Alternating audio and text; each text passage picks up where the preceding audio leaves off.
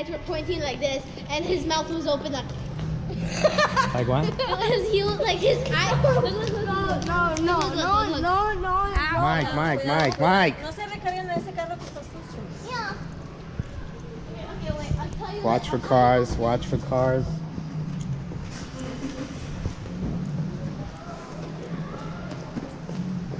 No te caigas, mami. These are Going to the Michael's- movies. What? Like- Mike. Look, these are Michael's eyes. This thing. That's funny. Where's Rob? Today is Saturday, September 22nd, 2018. And we're heading back to the movie. So we just finished watching our 4th movie in the AMC Movie Pass thing. Clearly we're enjoying this Movie Pass thing because we've been seeing a lot of movies lately. Can you, what? Thing. What? I pulled it and then it slingshot them in the arm. Where? Hay que ver esto. Okay. When does that come out? Oh yeah. Just saw Crazy Rich Asians. It was actually a pretty good movie. We enjoyed it. We got to see where Michael didn't because there was no one dead. Yeah, No violence, no gun shooting. But yeah, we got to see where Christine lives. And it's pretty good. I enjoyed it. Bella's going to do a trust fall. Wait, you gotta hold the camera like this while you're falling back. Are you ready? Oh, I got you. You're not supposed to move the camera. I'm gonna catch you.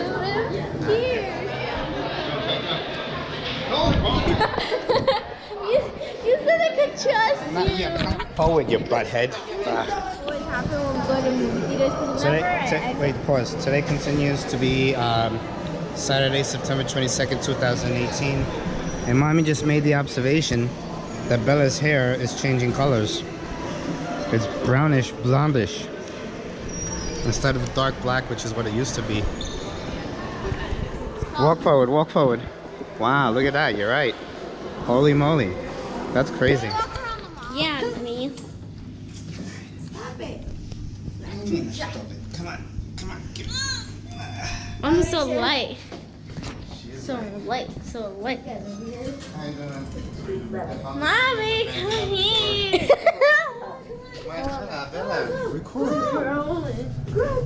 The head. Mommy, I thought you hit your head. Go ahead, kid.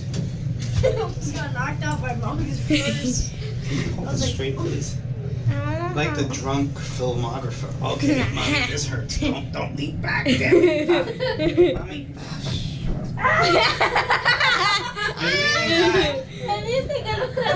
Why? Because you're leaning back.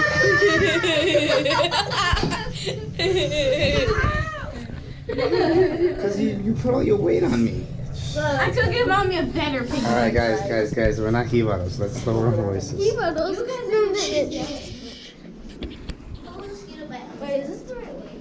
You guys are acting like jibaros. Today is Sunday, September 23rd, 2018. Captain's log. I'm here with my lieutenant, Isabella. We're on our way to an important day for Hillsong NJ, which is first time we're gonna have Spanish translations there. After much fighting by me to get translations there, and I'm sure other people making mention of the need, and our wonderful leadership who has put in all the effort and work to make it happen, not just at NJ, but also I believe Connecticut and Boston. Today's the day. Will I be able to translate? No idea. Doesn't matter though. I was dancing behind you. That's great, Bella. Get in the damn car. I was in the back. Alright, so the update is that we are arriving to Hillsong and Bella has to pee real bad. Thankfully, one of the senior leaders is also late, so that works out to our benefit.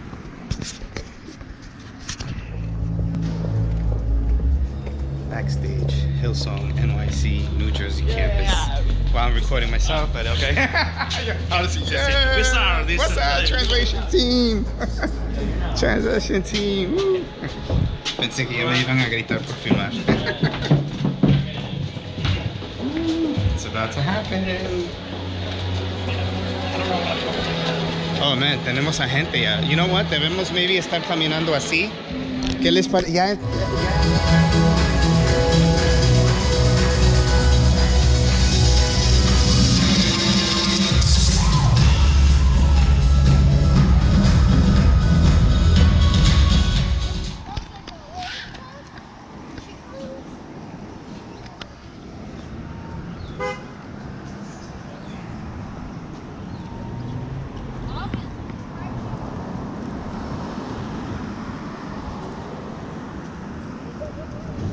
My kids are getting so big, I don't know what to do.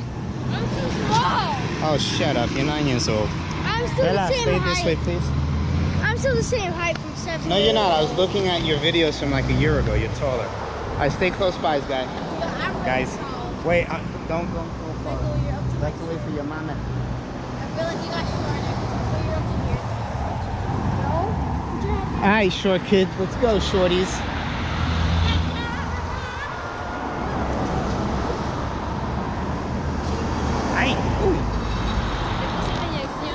Gracias.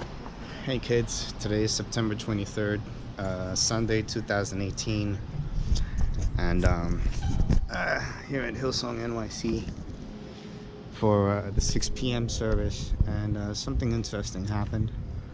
My father earlier this afternoon text messaged me saying that he needed to speak with me and meet with me, and you know, I told him to come to the 6 o'clock service since we happen to be having one.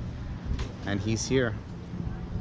And while we were singing and praising and worshiping, you know, I started praying over him, and I put my hands on him, you know, to pray for him. And it kind of just dawned on me that I guess part of the you know, issues that I've kind of always struggled with, and that I've even probably shared with you guys, is the fact that I didn't grow up with a father, because my father wasn't there for me when I was a kid. And now that I'm older, he comes to me all the time, and I have to be a father to him. And you know, it's bothered me a lot. In fact, a couple of years ago, I even told him, I was like, you know, sometimes it's depressing, because you know, when you're a man, even as a daughter, right, you need a father, right? But in the case, like, as a man, you want another man to go to, just how you as a woman will want another woman to go to understand your own womanhood, or in my case, my own manhood. And to not have a father to go to has been tough for me. But then on top of that, to have the father that I'm supposed to go to come to me instead for guidance and direction that I needed was always kind of tough for me. But today, you know, I guess while I was you know, kind of praying for him and putting my hand on him and trying to support him and demonstrate to him that I'm there for him, and that he's not alone, I kind of felt God speak to me and say that he was using me at that moment, the one who was fatherless, right, to be a father to the one who was supposed to be a father to me, so that I could show that father the love of the one true father, who's God. You know, and I found that compelling. I found that really, like, touching, that I, who am someone who grew up without a father, you know, and really held a lot of anger towards my father because he wasn't there for me. The ability to just kind of see past that, even for a moment, and to kind of stand in the gap between him and God, and for God to use me, just kind of taught me and reminded me. And I don't know if the concept is making sense, but the concept being that, you know, God used the fatherless, right, the one who should be mad, so that I could, you know, be there and show my father the love of God the Father. You know, I mean, I don't know if I'm explaining myself so well, because this dude over here is super loud and distracted me, you know, but it is what it is. I'll try to explain later if it didn't make sense. And of course now he's walking away, right? But I think you get what I'm saying. You know, my father wasn't there for me, but now I'm here for him. and God is using me to be there for my father. I'm sorry. I wish I had a better way of explaining it, but my brain is warped.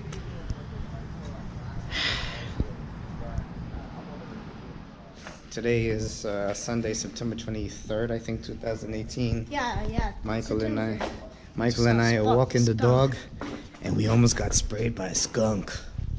Thankfully, the skunk didn't notice us, and it left us alone. Yeah.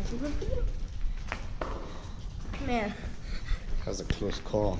I didn't want to stink tomorrow. Yeah, those skunk smells don't go away. Car. But they do. With a lot of tomato sauce. A lot of tomato sauce. Who told you that? Psychology did. Psychology? I That's thought the funny. skunk.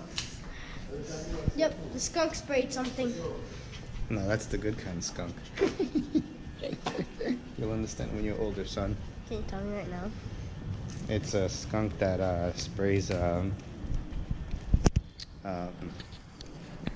friendly smell. Was that a lizard? Today is September 24th, 2018, Monday, and I'm going to try something different today. And that's going to be recording 10-second smidgets here and there throughout the day and making one final compilation, so it's maybe not so boring.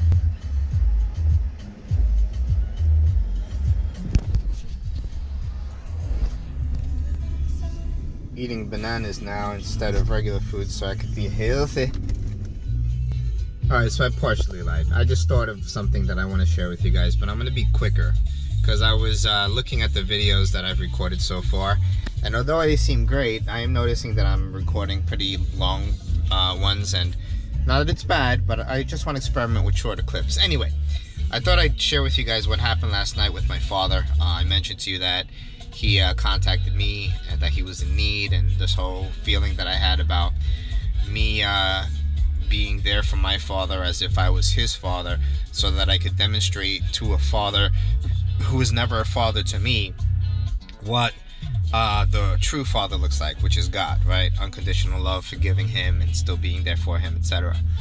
But the reason why he came to me, by the way, is because he is thinking of separating from his wife. Keep in mind, this is his fourth wife, I think. Not good. You should be married to one woman. You need to take the time to find that right person for you. Isabella, you need to take the time to find the right man for you and not be in a hurry to find someone. Don't take too long either, but be smart about it, as I'm saying. Anyway, but he wanted to separate from her because basically it's dry. She doesn't love him. He really doesn't love her. He's there, I think, because he just doesn't want to be alone. But the moral of the story is this: there's so much more to this context than what I'm saying. But my word to him was, you are the man of this marriage, and as such you must take the initiative to fix this. The response should not be, oh, I'm bored, I'm leaving, or oh, I don't feel worthy, she doesn't make me feel like a man. No, your response should be a man, take initiative, and see first what can you do internally to fix this situation. Communicate with her and say, hey, this is what I'm feeling, this is what I'd like to do to fix this situation. Here's something that I'd like to ask you to consider doing, and then ask her for feedback. What's something that you would like for me to do so that we could try to spice up this relationship, etc., etc., right? But just walking away is the cowardly reaction. I'll probably share more later today, but again, I am trying to record shorter clips.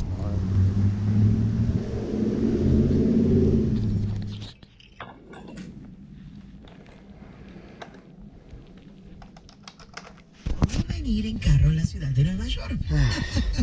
Imagínese que Heading to court. ya que tenemos a nuestro mandatario. As I drive to court, I want to briefly share with you a theological observation that I've made, which is part of what I'm now exploring as an additional proof for the existence of God.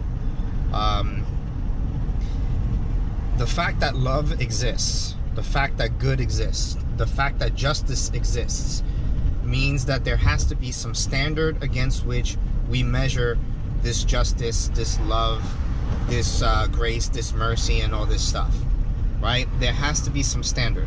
Otherwise, we have the problem of infinite regress. And how do we know what is ultimately good or not if you know, we continue to constantly go back and back and back when it comes to what is good, what is love, what is just, etc. With that said, that suggests that this gold standard is the perfection of love. This gold standard is the perfection of justice. This gold standard is the perfection of that which is good.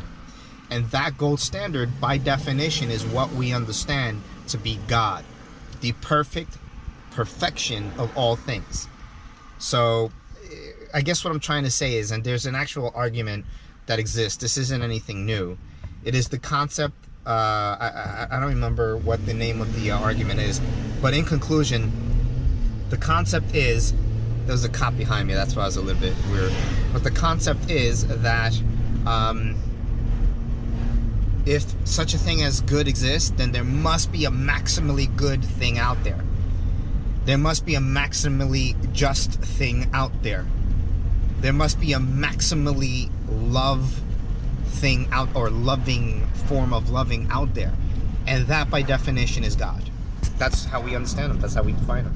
And by the way, you might rebut and say, oh, well then that means that there must be a maximal form of evil or a maximal form of hate. And the answer to that is yes. But if there's also a maximal form of good, then by the nature of it being maximally good, it must by default overcome that which is maximally evil. Love, maximal love, will overcome a maximum amount of evil. Makes sense to me now.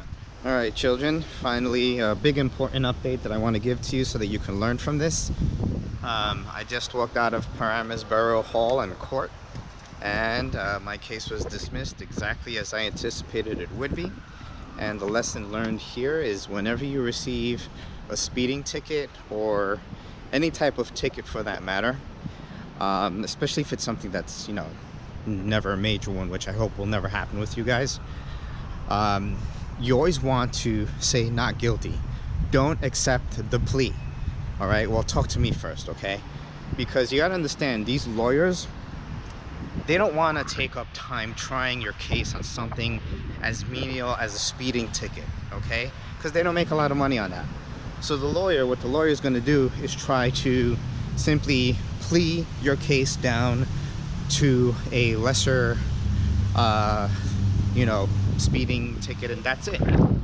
But the secret is this: if you try your case and say not guilty, even if technically speaking maybe you're guilty, the officer then has to be called to court, so that way the officer can testify against you. If the officer doesn't show up and the court makes like 2 attempts for the officer to come, guess what happens? Your case gets dismissed, and voila, no points, no fine, nothing out of my pocket, and this will not impact my insurance. Listen, when you guys are older, listen to me. I know what the fuck I'm doing. Oh, and by the way, the verbiage that you want to use when you're in court is, I'd like to submit a motion to dismiss due to lack of prosecution. And that's it, boys and girls. Parent-teacher night. What day is today? Monday. September 24th, 2018. Mommy and daddy doing mommy and daddy duties. Gonna meet the 4th and 5th grade teachers. I've never been down this way, by the way. I don't think. Ah, nice. This is my girlfriend in school. I'm holding her hand in school. First grade. First grade crush. Start to learn ABC. A, B, C, 1, 2, 3, SEX. Attack, frijol, attack. Beat her up.